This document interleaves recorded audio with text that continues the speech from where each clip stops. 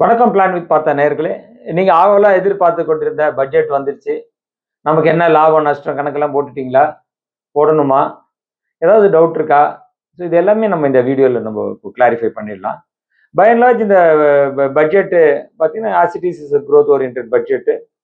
இது வந்து கிட்டத்தட்ட பிசிக்கல் டெபிசிட் வந்து இன்னும் 8 மாசம் தான் இருக்கு இந்த ஃபினான்ஷியல் இயர் முடியறதுக்கு. இதுக்கே அவங்க வந்து 5.1லேருந்து 4.9 கொண்டு வந்திருக்கிறாங்க. அப்படின்னா கொஞ்சம் கொஞ்சம் அக்ரெசிவா இவங்க வந்து அந்த பிசிக்கல் டெபிசிட்டை குறைக்கணும் அப்படின்னு பாக்குறாங்க. அதனால நம்மளுக்கு என்னங்க அப்படின்னு கேட்டீங்கன்னா, நம்ம ருப்பியோட கரன்சியா இருக்கட்டும், நம்ம பாரோ பண்றதா இருக்கட்டும், எல்லாமே இதை பேஸ் பண்ணி தான் இந்த பிசிக்கல் டெபிசிட்டை பேஸ் பண்ணி தான் இருக்கும். ஒரு சைட்ல இன்ஃபிளேஷன் ஹையா இருக்கிற பீரியட்ல இவங்க வந்து இந்த பட்ஜெட்டை ப்ரெசென்ட் பண்ணியிருக்காங்க. By and large this budget is growth oriented budget. Maybe short டேர்முக்கு கொஞ்சம் பீப்புள் நிறைய எப்பயுமே நம்ம எக்ஸ்பெக்டேஷன் ஜாஸ்தி இருக்கும்ல. இன்கம் டேக்ஸ் வந்து 15 லட்சம் ஆக்கிட்டா நமக்கு டாக்ஸே கட்ட வேண்டாம். இது மாதிரிலாம் ஒரு ஐடியாஸ் நம்மள்ட்ட இருக்கும் இல்லையா? இது நம்ம எக்ஸ்பெக்டேஷன் இண்டிவிஜுவல் எக்ஸ்பெக்டேஷன்ஸ் இருக்கும். கண்ட்ரின்னு போது கண்ட்ரி ஒரு எக்ஸ்பெக்டேஷன் இருக்கும். இந்த மாதிரி கண்ட்ரியை நம்ம எடுத்துட்டு போனா இது மாதிரி பண்ணிட்டு இருக்கோம். அப்போ ஒரு ஒரு பட்ஜெட் பண்ணும்போது கொஞ்சம் டைசி ஜாப் தான். ஏன்னா பாட்டம்ல இருக்கிறவங்க இன்னி வாழ்க்கையை பாக்குறாங்க. இன்னி வாழ்க்கையில எனக்கு என்ன கிடைக்குது அப்படின்னு பாக்குறாங்க. கவர்மெண்ட் ஃபியூச்சர்ல என்னென்ன பண்ணணும் அப்படின்னு பாக்குறாங்க. பட் இந்த வாட்டி கொஞ்சம் அதையும் கொஞ்சம் மனசுல வச்சு கொஞ்சமா இன்கம் டாக்ஸ் ரிலீஃப் கிடைக்காம இருந்தாங்க. அதை கொஞ்சம் ரிலீஃப் கொடுத்துருக்காங்க. ஸோ இப்போ பை அண்ட் லார்ஜ் ஒரு 7 lakhs இருக்கிறவர்களும் we can manage without paying much tax. அந்த மாதிரி நம்ம அந்த ப்ரொவிஷன்ஸ் எடுத்துன்னு போகலாம்.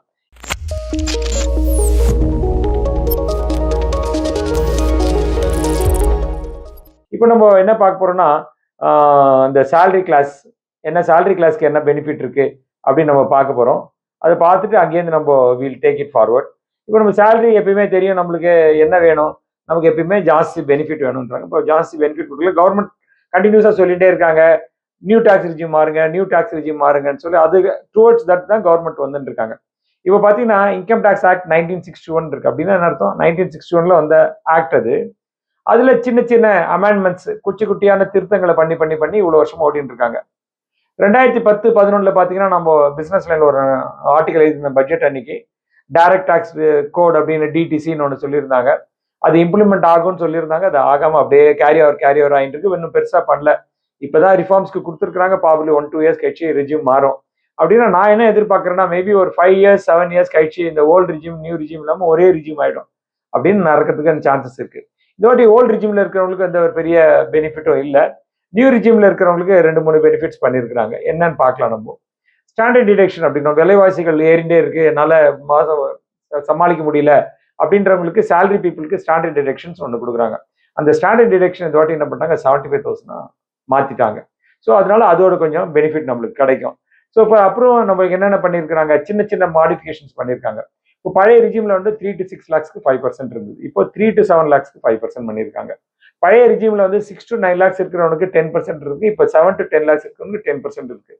அப்போ அடுத்தது வந்து பாத்தீங்கன்னா 9 to 12 lakhs 15% இருக்கு. இப்போ 10 to 12 lakh 15% ஆக்கிட்டாங்க. 12 to 15%க்கு 20%. பழைய கேட்டகரியில அதே மாதிரி 12 to 15க்கு அதே 20% தான். 15 lakhs அப்புறம் பழைய லாஸ்ட் ஃபினான்ஷியல் இயர்ல 30% போது இந்த ஃபினான்ஷியல் இயர்ல 30% அதே தான் இருக்கு. சர்சார்ஜ் கிச்சார்ஜ்லாம் எதுவுமே டச் பண்ணவே இல்லை. அப்படின்னா எனக்கு என்ன லாபம் அப்படின்னு அடுத்த கேள்வி கேட்டீங்கன்னா, உங்களோட மாதம் வருமானம் ஆண்டு வருமானம் 8 லட்சம் ரூபாய் இருந்தா பழைய ஃபினான்ஷியல் இயர் 23-24ல நீங்க எவ்வளவு கட்டிருப்பீங்க? 30,000 ரூபாய் டாக்ஸ் கட்டிருப்பீங்க. இப்போ எவ்வளவு கட்டுவீங்கன்னா 25,000 டாக்ஸ் கட்டுவீங்க. அப்படின்னா எவ்வளவு கிடைச்சிருக்கு? உங்களுக்கு ஒரு 5,000 rupees உங்களுக்கு பெனிஃபிட் கிடைச்சது. டிரான்ஸ்லேட் டு மந்த்லி ஒரு 400 rupees உங்களுக்கு ஒரு பெனிஃபிட். 415 rupees 16 rupees கிட்டத்தட்ட ஒரு 416 ரூபாய் நீங்க மாசம் சேவ் பண்ணுவீங்க. 8 லட்சத்துல வருமானத்துக்குள்ள இருந்தீங்கன்னா. இப்போ உங்களோட ஆண்டு வருமானம் ஒரு 13 லட்சமா இருந்துன்னு வச்சுக்கோங்க. பழைய இதுல வந்து நீங்க எவ்வளவு கட்டியிருப்பீங்க? 1 லட்சம் ரூபாய் டாக்ஸ் கட்டியிருப்பீங்க. இப்போ இந்த ஃபினான்ஷியல் இயர் 24-25ல இந்த பெனிஃபிட்ஸ் கொடுத்ததுனால உங்களுக்கு 86,250 ஆயிருக்கும். அப்போ கிட்டத்தட்ட 13,750 rupees கிட்டத்தட்ட உங்களுக்கு பெனிஃபிட்ஸ் கிடைச்சிருக்கும். உங்களுடைய ஆண்டு வருமானம் 18 lakhs இருந்ததுன்னா பழைய இதுல வந்து உங்களுக்கு 2,25,000 உங்களுக்கு டாக்ஸ் வந்திருக்கும். நியூ ரிஜிம் இப்போ இந்த ஃபினான்ஷியல் இயர் 24-25க்கு அனௌன்ஸ் பண்ணதுல இருந்து உங்களுக்கு வந்து 2,75,7,500 இருக்கு. ஸோ அப்ராக்சிமேட்டா ஒரு 17,500 கிட்டத்தட்ட உங்களுக்கு பெனிஃபிட்ஸ் கிடைச்சிருக்கு. அப்போ நம்மளுக்கு இந்த டாக்ஸ் 5, 13 and 17 இந்த மாதிரி ஒரு பெனிஃபிட்ஸ் கிடைச்சிருக்கு. மற்றபடி பை அண்ட் லார்ஜ் அவங்க வந்து எதுவுமே டிஸ்டர்ப் பண்ணாம விட்டுட்டாங்க. ஸோ அடுத்தது நம்மளுக்கு வந்து எல்லாருமே பங்குச்சந்தையில இப்போ இன்வெஸ்ட் பண்ணிட்டு இருக்காங்க. இப்போ ஏன் இந்த கவர்மெண்ட் பங்குச்சந்தை மேல கொஞ்சம் கான்சன்ட்ரேஷன் பாக்குறாங்கன்னா, சராசரியா இந்தியாவில பாத்தீங்கன்னா முதலீடு அப்படின்னும் போது எல்லாரும் என்ன பண்ணுவாங்க, பேங்க்ல போய் டெபாசிட் போடுறது, ஆர்டி போடுறது இதுதான் பண்ணி நல்லட்டு கோல்டில் இன்வெஸ்ட் பண்றது, இப்படி ஒரு கான்செப்ட் வச்சிருந்தாங்க. இப்போ லாஸ்ட் ஒரு 4-5 இயர்ஸா வந்து டுவர்ட்ஸ் இன்வெஸ்ட்மெண்ட் பண்றாங்க. சேவிங்ஸ் வந்து பீப்புள் மூவ் டுவர்ட்ஸ் இன்வெஸ்ட்மெண்ட்ஸ். அதனால பங்குச்சந்தை நல்ல அதிக அளவுல ஒரு லாபத்தை ஈட்டுறதுக்கான ஒரு சான்ஸ் இருக்கு. ஏன்னா நிறைய people are coming and chasing the market, then market started to go up. அதனால என்ன ஆகுது, மார்க்கெட் ரொம்ப ஹீட் ஆயிடுன்னு கவர்மெண்ட்க்கு ஒரு ஃபீலிங் இருந்துட்டே இருந்து. ஸோ அதனால என்ன பண்றதுன்னு பார்த்தாங்க. அப்போ நம்மளுக்கு தெரியும் பங்குச்சந்தையில முதலீடு பண்ணாங்களா, அது டைரக்ட் ஸ்டாக்கா இருக்கட்டும், மியூச்சுவல் ஃபண்டா இருக்கட்டும், ரெண்டு எது இருந்தாலும் நம்மளுக்கு என்னன்னு ரெண்டு டாக்ஸேஷன் இருக்கும். என்னென்ன சொல்லுங்க? One is short term capital gains, another is long term capital gains. இப்போ ஷார்ட் டேர்ம் கேபிட்டல் கெயின்ஸ் என்ன பண்ணியிருந்தாங்க, 15% வச்சிருந்தாங்க. இப்போ என்ன பண்ணிட்டாங்க, இந்த ஃபினான்ஷியல் இயர்ல அது 20% இன்க்ரீஸ் பண்ணிட்டாங்க. ஸோ அதனால அதோட இம்பாக்ட் ஷார்ட் டேர்ம் கேபிட்டல் கெயின்ஸ்னா என்ன, நீ ஒரு பங்கை அல்ல மியூச்சுவல் ஃபண்டை வாங்கி 365 நாட்குள்ள வித்துட்டீங்கன்னா இது ஷார்ட் டேர்ம் கேபிட்டல் கெயின்ஸ். 365 நாளுக்கு அப்புறம் வித்தீங்கன்னா, 366 டேஸ்க்கு அப்புறம் வித்தீங்கன்னா, 366 ஆஃப்டர் வித்தீங்கன்னா இது become long term capital gains ஆயிடும். இப்போ ஷார்ட் டேர்ம் கேபிட்டல் கெயின்ஸ் 15 இருந்தது, இப்போ 20 ஆக்கிட்டாங்க. லாங் டேர்ம் கேபிட்டல் கெயின்ஸ் 10% இருந்தது, அதை 12.5% பண்ணிட்டாங்க. அப்போ என்ன சார் 2.5% லாஸ் ஆயிடுச்சு அப்படின்னா, அது நீங்க கேள்வி கேட்பீங்க, கவர்மெண்ட் பண்ணாங்க ஒரு ட்ரிக்கா.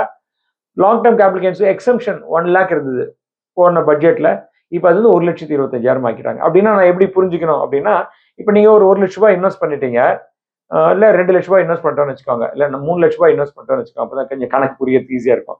3 லட்ச ரூபாய் இன்வெஸ்ட் பண்ணிட்டீங்க, இப்போ உங்களோட ப்ராஃபிட் வந்து 2 லட்ச ரூபாய் ப்ராஃபிட் வந்திருக்கு, மொத்தம் 5 லட்சம் இருக்கு. நீங்க அந்த 5 லட்ச ரூபாய் வித்துடுறீங்க. அப்போ உங்களுக்கு 2 lakhs உங்களோட ப்ராஃபிட். பழைய ரிஜிம்ல வந்து 1 lakh அழிச்சிட்டு பேலன்ஸ் 1 lakh 10%, 10,000 rupees டாக்ஸ் கட்டணும். இப்போ நியூ ரிஜிம்ல என்ன பண்ணிட்டாங்க, இந்த பேலன்ஸ் 2 lakhs இருக்குல்ல ப்ராஃபிட், அதை 1,75,000 கழிச்சிட்டு பேலன்ஸ் இருக்கிற 1,75,000 பேலன்ஸ் இருக்கிற 75,000 நீங்க டாக்ஸ் கட்டணும் அப்படின்ட்டாங்க. ஆனா 12.5% ஆக்கிட்டாங்க. அப்போ 75,000 12.5% ரேண்டமா நம்ம கால்குலேட் பண்ணா 9,000 rupeesக்கு மேல வருது. இப்போ இந்த மாதிரி குட்டி குட்டி ப்ராஃபிட் இருக்கவங்களுக்கு கொஞ்சம் பெனிஃபிஷியல் இருக்கலாம். கொஞ்சம் நிறைய பெரிய சைஸ்ல விற்கிறவங்களுக்கு அந்த 2.5% எக்ஸ்ட்ரா வந்து டாக்ஸ் கட்டுற மாதிரி பண்ணிருக்காங்க. ஸோ இதுதான் வந்து ஈக்விட்டி மார்க்கெட் மியூச்சுவல் ஃபண்ட்ல இருக்கிறவங்களுக்கு ஒரு இம்பாக்ட். அடுத்தது நம்மளுக்கு என்ன பிடிக்கும், பொண்ணை விட்டா மண்ணு தானே பிடிக்கும். அப்போ இந்த மண்ணுக்கு என்ன பண்ணிட்டாங்க, மண்ணுக்கு ஏதாவது டாக்ஸ் போடலாம் அப்படின்னு பண்ணிட்டாங்க. பொண்ணு மண்ணும் நம்மளுக்கு எப்பயுமே பிடிச்சதுனால பொண்ணை விட்டுட்டாங்க, இப்போ மண்ணை ஒண்டி பிடிச்சிட்டாங்க. மண்ணுல என்ன சொல்லிட்டாங்கன்னா, முதல்ல நம்ம வித்தாங்கன்னா லாங் டேர்ம் கேபிட்டல் கெயின்ஸ் அப்படின்னு ஒன்று இருக்கும். நம்ம ப்ராப்பர்ட்டி வாங்கி வித்துட்டீங்கன்னா 2 இயர்ஸ்க்கு மேலே வித்தீங்கன்னா லாங் டேர்ம் கேபிட்டல் கெயின்ஸ் சொல்லியிருந்தாங்க. அதுல என்ன சொல்லியிருந்தாங்க, இண்டெக்ஸேஷன் காஸ்ட் அப்படின்னு சொல்லியிருந்தாங்க. இண்டெக்ஸேஷன் காஸ்ட்டுக்கு பேஸ் பண்ணி நீங்க பெனிஃபிட் எடுத்துக்கலாம். அது 20% டாக்ஸ் வச்சிருந்தாங்க. இண்டெக்ஸேஷன் பெனிஃபிட்னா என்ன அப்படின்னு பார்க்கலாம். இப்போ நீங்க 2002 ஒரு ப்ராப்பர்ட்டி வாங்கியிருந்தீங்க, 20 லட்சம் ரூபாய்க்கு வாங்கிட்டீங்க. இன்னைக்கு அந்த ப்ராப்பர்ட்டி 1 கோடி ரூபாய்க்கு 1 ரூபாய்க்கு வித்துறீங்க. இப்போ நீங்க 2002 வாங்கும்போது அன்னைக்கு விலைவாசி காஸ்ட் ஆஃப் இண்டெக்ஸ்ன்னு சொல்றாங்க, அது ஒரு 105 இருந்தது, இன்னைக்கு 363 இருக்கு. இந்த 20 லட்சத்துல இந்த ஃபார்முலாவை நீங்க அப்ளை பண்ணீங்கன்னா 20 lakhs into 363 divided by 105 போட்டீங்கன்னா உங்களுக்கு கிட்டத்தட்ட 69.15 lakhs வரும். அப்போ நீங்க 20 லட்ச ரூபாய் வாங்கியிருக்கீங்க, விலைவாசி காரணமாக அந்த ப்ராப்பர்ட்டியோட வேல்யூ இன்னைக்கு 69,15,000 ரூபாய் இருக்கு. நீங்க விற்கிறது 1 கோடி விற்கிறாங்க. அப்போ உங்களுக்கு டாக்ஸ் எவ்வளவு வரும், இந்த 30,85,000 ரூபாய், 30,85,000 ரூபாய்க்கு உங்களுக்கு டாக்ஸ் வரும். அப்போ 30,85,000 ரூபாய்க்கு 20% டாக்ஸ் கட்டணும் நீங்க பழைய ரிஜிம்ல. ஏன்னா இண்டெக்ஸ் பெனிஃபிட் எடுக்கிறதுனால டாக்ஸ் 20% கட்டணும். அப்போ அதோட இண்டெக்ஸ் அட்ஜஸ்ட் பண்ணி கேபிட்டல் கெயின்ஸ் பார்த்தீங்கன்னா 6,17,000 ரூபாய் நீங்க டாக்ஸ் கட்டணும். இப்போ என்ன சொல்லிட்டாங்க, நாங்க சிம்பிளிஃபை பண்ணிட்டோம், இந்த இண்டெக்ஸேஷனு காஸ்ட் அதெல்லாம் வேணாம், நீங்க எவ்வளவு ப்ராஃபிட் பண்ணீங்களோ அதுல டாக்ஸ் கட்டிட்டு போயிடுங்க அப்படின்ட்டாங்க. பட் என்ன பண்ணிட்டாங்க, லாங் டேர்ம் ஈக்விட்டி மார்க்கெட்டுக்கு ப்ராப்பர்ட்டிக்கு டிஃபரன்சியேஷன் இருக்கு நிறைய சொல்லிட்டே இருந்தாங்க. இப்போ அதை எடுத்து விட்டாங்க. எடுத்து விட்டு அப்படின்னாங்க எவ்வளவு டாக்ஸ் வருதோ அவ்வளவு கட்டிடு அப்படின்னாங்க. இப்போ இந்த கேட்டகரியில என்ன ஆயிடும், நான் 20 லட்ச ரூபாய்க்கு வாங்கியிருக்கேன் 2002, இப்போ 1 கோடி இருக்கு, 1 கோடியில 20 லட்சத்தை நான் கழிச்சிட்டேன், அப்போ பேலன்ஸ் 80 லட்சம் இருக்கு. 80 லட்சத்துக்கு நான் ஐ ஷுட் பே 12.5 lakhs கட்ட சொல்றேன் அப்படின்னா அப்ராக்சிமேட்டா 10 lakhs இருக்கு. முதல் ரிஜிம்ல இருந்தபோது என்ன ஆயிடுச்சு, லாஸ்ட் ரிஜிம்ல இருந்தேன்னா 6,17,000 இருந்தது, இப்போ 10 lakhs ஆயிடுச்சு. அப்போ எனக்கு கிட்டத்தட்ட 3 lakhs எக்ஸ்ட்ரா 3 lakhs கிட்டத்தட்ட நான் ரவுண்ட் அபவுட் 3,80,000 rupees நான் கையை விட்டு காசு கொடுக்குற மாதிரி இருக்கு. ப்ராப்பர்ட்டி வாங்கி விற்கிறவங்களுக்கு இது ஒரு பெரிய மைனஸ் பாயிண்ட். இதே லாஜிக்கை வந்து டெட் டாக்ஸேஷன்லையும் கொண்டு வந்துட்டாங்க. இதே மாதிரி ஃபிளாட்டா போட்டு விட்டாங்க, இண்டெக்ஸேஷன் பெனிஃபிட்டாக கிடையாது, நீங்க ஃபிளாட்டா கட்டிட்டு போயிடு அப்படின்ட்டாங்க. நம்ம ஆவலா எதிர்பார்த்த மெடிக்கல் ஃபெசிலிட்டிக்கு ஏதாவது ஹெல்த் இன்சூரன்ஸ் ப்ரீமியம்க்கு ஏதாவது மாற்றுவாங்களோ அப்படின்னு எதிர்பார்த்துருந்தோம். அது ஒன்றும் பெருசா கொடுக்கல நம்மளுக்கு. ஸோ மற்றபடி சேலரி பீப்புளுக்கு வேற எதுவும் பெருசா கொடுக்கறதுக்கு சான்ஸ் இல்லை. நமக்கு இது மாதிரி லிமிட் இன்க்ரீஸ் பண்ணலாம், இல்ல மாத்தலாம், இவ்வளவுதான் பண்ண முடியும். இன்ஃபிளேஷன் ஹையா இருக்கனால கவர்மெண்ட்டுக்கு அது மேல இது மேல கொடுக்கறதுக்கும் கவர்மெண்ட் ரெஸ்ட்ரிக்ஷன் இருந்திருக்கு. அப்போ மீதி நிறைய விஷயங்கள் பார்த்தோம்னா நிறைய விஷயங்கள் வந்து கவர்மெண்ட் பை அண்ட் லார்ஜ் கொஞ்சம் growth ஓரியன்ட் பட்ஜெட்டா பண்ணியிருக்காங்க. அண்ட் டாப் ஆஃப் தட் நான் முதல்லயே சொன்ன மாதிரி ஃபிஸ்கல் டெபிசிட்டை வந்து டார்கெட் பண்ணியிருக்கிறாங்க. ஸோ 5.1% எல்லாரும் எதிர்பார்த்தது 4.9 பண்ணியிருக்கிறாங்க. ஸோ அது வந்து ரியலாக எக்கானமிக்கு ஒரு ஸ்ட்ரென்த்தை கொடுக்கும். நம்மளுக்கு என்ன ரிஸ்க் இருக்கு அப்படின்னு பார்க்கலாம். பங்குச்சந்தையில இன்வெஸ்ட் பண்ணியிருக்காங்க, எனக்கு என்ன ரிஸ்க் இருக்கா அப்படின்னு பார்த்தீங்கன்னா, ஜிடிபி growth வந்து கன்சர்வேட்டிவாக 6.7 சொல்றாங்க, வேர்ல்டு பேங்க் கிட்டத்தட்ட 7 சொல்றாங்க. பிரைவேட்டா எக்கனாமிஸ்ட் பார்க்குறவங்களாம் 7.5 கூட ஈஸியா டச் ஆகிறதுக்கு சான்சஸ் இருக்கு அப்படின்னு சொல்றாங்க. So anything GDP at between 6.5 to 7.5 or 6.75 to 7.5 போச்சுனால டெஃபினட்டா பங்குச்சந்தை வந்து கொஞ்சம் ஸ்ட்ராங்கா இருக்கிறதுக்கான சாத்தியக்கூறு இருக்கு. நம்மளே பார்க்குறோம், பட்ஜெட் படிச்சுட்டே இருந்தபோது கிடுகிடுன்னு பங்குச்சந்தை இறங்கிச்சு. க்ளோஸ்ல கிட்டத்தட்ட கிரீனுக்கே திருப்பி வந்துட்டாங்க. நாங்கள் வீடியோ போடும்போது மார்க்கெட் க்ளோஸ் ஆகல. ஸோ க்ளோசர் டு கிரீன் வந்துட்டாங்க. ஸோ இந்த மாதிரி ஒரு சூழ்நிலையில மார்க்கெட் போயிட்டு இருக்கு. அதனால லாங் டர்ம் முதலீட்டாளர்களுக்கு பங்குச்சந்தையில் எதுவும் பயப்பட தேவையில்லை. F&O ட்ரேட் பண்றவங்களுக்கு ரொம்ப இஷ்யூ இருந்துனே இருந்தது. அவங்களுக்கு வந்து என்ன சொல்லிட்டாங்க, அக்டோபர்லேருந்து இம்ப்ளிமெண்ட் பண்ணிட்டாங்க. மீதி லாங் டர்ம் கேபிட்டல் கெயின்ஸ் எல்லாமே இன்னிலேருந்து இன்ட்ரடியூஸ் பண்ணி விட்டாங்க. பட்ஜெட் இன்னி தான் ப்ரெசென்ட் பண்ணாங்க. இன்னிலேருந்து நீங்க வைக்கிறதுக்கெல்லாம் long term capital gains introduce பண்ணிட்டாங்க. அதனால இந்த பை அண்ட் லார்ஜ் பார்த்தீங்கன்னா market orient, development orient budget. ஏன்னா டிஃபென்ஸ்ல வந்து இன்க்ரீஸ் பண்ணல. எப்பயுமே டிஃபென்ஸ் பட்ஜெட் இன்க்ரீஸ் பண்ணுவாங்க, இந்த பட்ஜெட்ல டிஃபென்ஸ் பட்ஜெட் இன்க்ரீஸ் பண்ணல அப்படின்னா அந்த பணம் எல்லாம் டுவர்ட்ஸ் க்ரோத் ஓரியன்ட் தான் போனோம். ஏன்னா டிஃபென்ஸ்ல நம்ம செலவு பண்ணணும் பெருசா இருக்காது இல்லையா? ஸோ அதனால இருக்கு. பட் மேனுஃபேக்சருக்கு பீப்புள் ஆர் எக்ஸ்பெக்டிங் மேனுஃபேக்சருக்கு ஏதாவது பெருசா பெனிஃபிட் கொடுப்பாங்களான்னு பார்த்தா கொடுக்கல. அப்போ டிஃபென்ஸ் இன்க்ரீஸ் பண்ணதுனால டிஃபென்ஸ் ஸ்டாக்ஸ் எல்லாம் கொஞ்சம் இருக்கலாம். See, I'm not recommending any stocks. Please underline. I'm not a registered investment. I was a registered investment advisor. I'm not giving any stock recommendation. I'm telling my view on that. So defense stocks or manufacturing stocks will have some amount of pressure நினைக்கிறேன். By and large உங்களுக்கு வந்து market கொஞ்சம் development orient இருக்கலாம். என்னுடைய முதலீடு நான் invest பண்ணா நான் 10% 12% வரைக்கும் இந்த 1 இயர்க்கு எதிர்பார்க்கலாம்னு நினைக்கிறேன். Because last 1-2 years we have seen huge rally இந்த போர்ட்ஃபோலியோ, என்னுடைய போர்ட்ஃபோலியோல.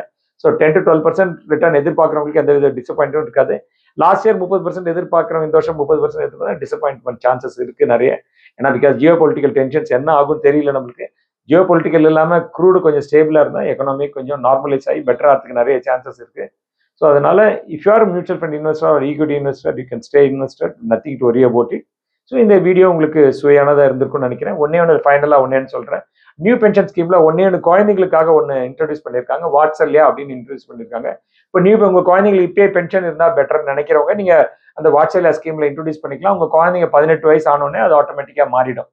நியூ பென்ஷன் எப்படி மாதிரி நம்ம வந்து சுகன்யா சமருத்தி மாதிரி ஒரு ஸ்கீம் இது நியூ பென்ஷன் ஸ்கீம்ல இன்ட்ரடியூஸ் பண்ணியிருக்காங்க வாட்ஸ்அப்ல. Final details R not available. Budget document படிச்சாதான் தெரியும். பிகாஸ் பிஃபோர் 3:30 இந்த வீடியோ போட்டிருக்கோம். இன்னும் ஃபைனல் டாக்குமெண்ட்ஸ் நாங்கள் படிக்கல. அதனால என்பிஎஸ் வாட்ஸ்அப்ல பத்தி எங்களால் இப்போ ஜாஸ்தி சொல்ல முடியல. But for minor children one more investment options has been given is a new pension scheme. Hope இந்த வீடியோ உங்களுக்கு சுவையா இருந்திருக்கும்னு நினைக்கிறேன். மேலும் அப்டேட் வரும்போது அடுத்த வீடியோல நாங்கள் உங்களுக்கு ஆட் பண்ணினே வரோம். This is Suresh Parthasarathy, certified financial planar, signing off. உங்களுக்கு ஏதாவது சந்தேகம் இருந்தால் நீங்க கமெண்ட்ல போடுங்க. நாங்கள் அதை நெக்ஸ்ட் வீடியோ சப்சிக்வெண்ட் வீடியோவில் ஆன்சர் பண்ண ட்ரை பண்றோம். உங்களுக்கு பட்ஜெட் இண்டிவிஜுவல் ஏதாவது கேட்டகரி இருந்தால் போடுங்க. அது எதாவது எங்களால் முடிஞ்சா நாங்கள் கிளாரிஃபை பண்றோம். உங்களுக்கு நிறைய பேர் கேட்குறீங்க, சார் நாங்கள் மியூச்சுவல் ஃபண்ட்ல முதலீடு பண்ணால் யார் அப்ரோச் பண்ணோம் நாங்கள் திருப்பி அது அடியில் போட்டிருக்கோம். முதலீட்டுக்கு எங்களை தொடர்பு கொள்ளுங்கள் நம்பர் போட்டிருக்கோம். ஸோ மியூச்சுவல் ஃபண்ட்ல உங்களுக்கு ஏதாவது முதலீடு பண்ணணும்னா எங்களை தொடர்பு கொள்ளுங்க. நன்றி, வணக்கம்.